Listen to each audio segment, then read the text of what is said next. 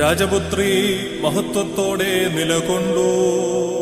പള്ളി കരഞ്ഞു, മദ്ബഹ ദുഃഖിച്ചു, നിൻ ശിഷ്യന്മാർ വ്യസനത്തിൽ മുഴുകി.